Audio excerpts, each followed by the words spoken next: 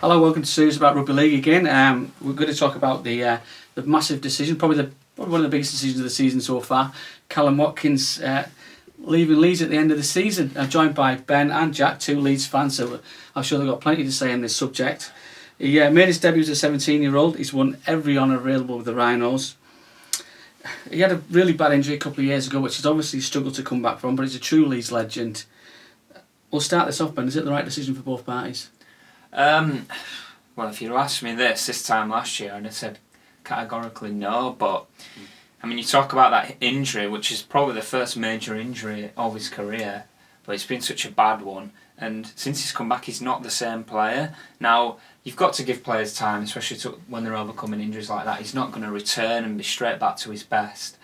But it's been a few games now, and you're looking at him and you're thinking, is he going to get back to his best? He seems to have lost half a yard of pace. I think teams are targeting Leeds at that side. They seem poor defensively. Watkins and Briscoe both look well past the best now, and he'll be one of the highest earners. So Agar's come out today and says it's a purely a business decision, which means to me Leeds are looking at other positions where they feel are more important to improve. There's talk of obviously Jackson, Hastings and whatnot. So I think it all depends on who Leeds bring in and whether this is the right decision or not. I think the more interesting thing is where does Watkins go now, because like we said, since he's come back, he's not the player he was before, and is he really going to get a shot at the NRL now? Maybe that time's gone. So it'll be interesting to see where he ends up. I mean, you asked me earlier, and I can see him going to Toronto. Brian McDermott will certainly be interested in bringing him back. So is it the right decision? I think it probably is, and I'm even surprised myself I'm saying that. He's played 256 times for the Rhinos. He's scored 101 tries. He's played 25 times for England. I still have nightmares about him getting ankle taps in the World Cups. I think that probably would have won us the World Cup. Do you truly believe the same as Ben, that's the right decision to get rid? I think right now, yeah. I think this is a Leeds team that's gone quite... I think the players that have been there for a while have gone quite stagnant, and I think Watkins is among them. I remember it wasn't too long ago, like we said before the injury, that I think Sky pundits, Brian Carney, Phil Clark and people were saying that if you're looking at a representative from England, that we want to show the NRL and Australians what we're capable of, you look at Callum Watkins. He was the player over here that was making all the headlines and was sort of the poster boy, I think is the word that was used. But he's not been anything like that in a fair while. Like you said, he's lost a yard of pace. Defensively, he's nothing special.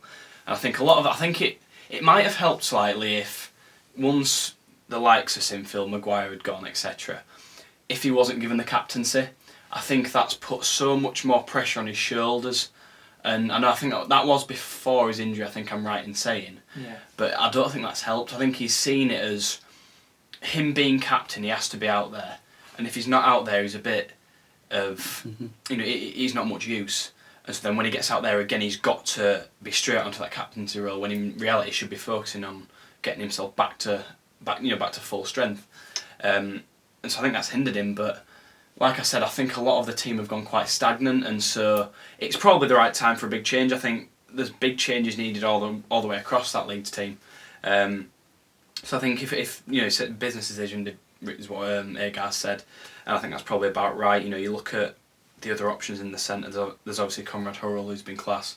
Harry Newman has really started to come to the fore in the past couple of years. So Leeds aren't short of centres is the point that's been made, and Watkins is probably the highest earner out of those. And if they were to offer him a new contract because of how many games he's played, the tries he's scored, his stature at the club, he would be probably looking at marquee money.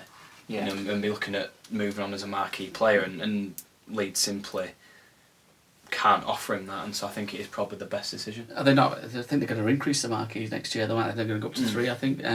We've all mentioned the injuries. Obviously, we can see it's definitely had an effect, and it would certainly psychologically as well. But he's 28 years old. Do you not think that he's still got time to overcome that and get fully back to his full self? The problem is, but I think for himself, I think it's sort of a two-way street in that Leeds have gone stagnant with a player like that. But I think for him to maybe find his best again, he needs to go elsewhere.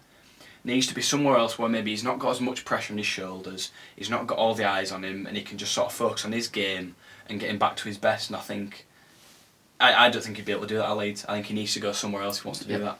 I think we've talked about potential destinations. I can see Warrington being one. It's a bit, he's from the Manchester area originally. So Warrington's ever so slightly closer to home, and they're losing Ryan Atkins. They're probably going to lose Bryson Gooden as well. So they've probably got a spot open with Toby King on the other side. So I could see Watkins going to Warrington, especially if he doesn't go to the NRL. That is. I think it's fairly evident that he's come out of a 4-year contract only halfway through it. I think it's fairly evident from what we've seen and what we've heard that this decision has been made by Leeds. I honestly don't believe Callum Watkins wanted to leave the club. Well, I think he said in the statement that came out yesterday that he would have been happy to honour his contract. He was happy at Leeds. Yeah. But it's simply a case of Leeds not being able to offer him what he wants. And I do agree that I think the move has been made by Leeds. They've seen that we've got Newman and Hurrell coming through the ranks that are probably in this Leeds team going to be better than Watkins. Yeah. That's in this Leeds team, of course, and him then, and as well, those two are probably on lower wages. I mean, Hurrell's obviously a marquee, so he's exempt, but Newman's definitely on lower wages as a 19-year-old coming through the system. Yeah. As a rookie just coming to the side, so that money then for Watkins allows Leeds to maybe look to address problems in other areas of the field. I think the halves is one big area. You've mentioned Jackson Hastings. I think James Maloney from Penrith in Australia is another option. So I think that it opens the option and makes it easier for Leeds to maybe attract a bigger players in the halves. Yeah, and one thing I just want to add, I think as fans and as sports fans in general, we can be very prone to being a bit too brutal. I think a lot of the comments on Watkins have been a bit too far. Fans are like commenting, thinking, "Oh, I'm glad he's going," or "About time." I'm just thinking, how can you be so?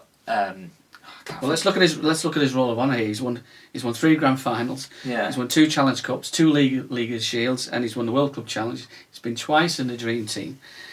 I mean, I think you have the comments on fit. I think you do have to think that the old form temporary class is permanent. That certainly relates to this guy, surely.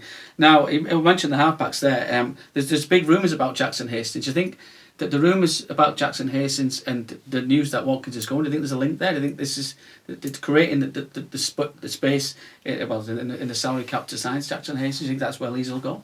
Yeah, I think they will. I don't know whether they'll get him or not. I think that's what they're looking at. They need a big name player. They need somebody who's going to change this team for the better, and they need a big name to do that, who is proven, and Jackson Hastings has proven himself over the last year at Salford, that he can change games, that he can lead a team around the park, and that's exactly what Leeds need. And I think Callum Watkins' departure is to make way for Hastings. I think I'm not sure if it's Hastings exactly, but I think it's definitely for a halfback. Yeah. I think that's one thing we can agree on. I know Hastings has obviously been, Wigan's a big rumour for Hastings. Wigan have been strongly linked with him. But there was another rumour earlier in the week that it was spotted at Headingley. We don't know how reliable that is, obviously, but it's been rumoured. I don't think it's ever been denied. I think it would have been denied by now if that exactly, was such a big rumour that a lot of people spotted him there. So exactly, that would have been denied by now. But I think Leeds are definitely on the lookout for a halfback. They've made that fairly clear. I think we've seen the offer for Jake Connor. I know there was another story about them trying to get Maguire in again for this season. So Leeds are definitely in the market for a halfback. I personally think the two strongest linked are Hastings and Maloney. And if I'm honest, I think Maloney would probably be a better option. I think he's a more experienced player and will probably give Leeds what they need, which is sort of a cool head, someone that will lead a side around the field, isn't afraid to take on responsibility and make big decisions. And I'm not saying Hastings probably wouldn't do that, but I think Maloney would be more effective in doing it. Yeah, I'd agree with that. Jack mentioned Warrington as a possible destination. I think it's fairly obvious he wants to go to the NRL. Do you think is he good enough for the NRL now, given his current form? Can he get back to that level? Again, if you'd have asked me this last year, I'd have said, I think he is good enough. But now, How long do you give somebody who's been out for such a long period to get back to the best? How long does he need? I mean, I'm not sure. Does he need a full season, and then will we see the best of him next season? If so, then yeah, he'll be good enough. But I'd be surprised if an NRL team take a punt on him now, to be honest. I think you look at the sort of trend of English Super League players that have gone over to the NRL and done well, and the ones that are always the more successful tend to be the forwards. Yeah. For whatever reason, just because they seem to suit the game better. You look at the Burgess brothers, Graham, Josh Hodgson, Elliot White, John Bateman, etc. But when the backs go over, it never seems to go as well. We've seen Tompkins, Jordan Turner, and Hardaker's another one as well. And I think with Hardaker, I remember the one thing that really sort of struck me was how small he looked in their teams. I think we don't sort of realise it,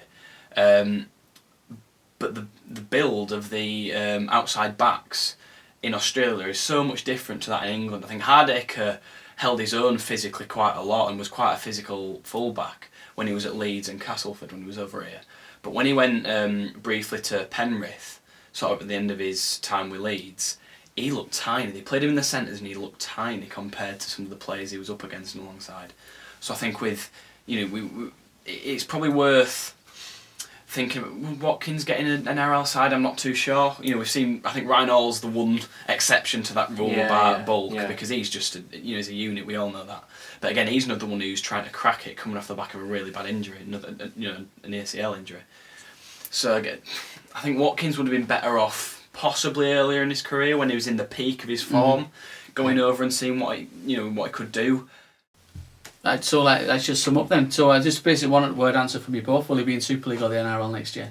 I think he'll be in Super League, but not in England. He'll be with Toronto. That's not one word, Ben. Well, that's not one word. Toronto. Well, that will be Super League, I think. But Warrington. Yeah. So there you go. That's what the guys think. I'd love to hear what you think about that. Obviously, like the page and subscribe, and let us know exactly what you think. It'd be great to hear from you. Cheers. Goodbye.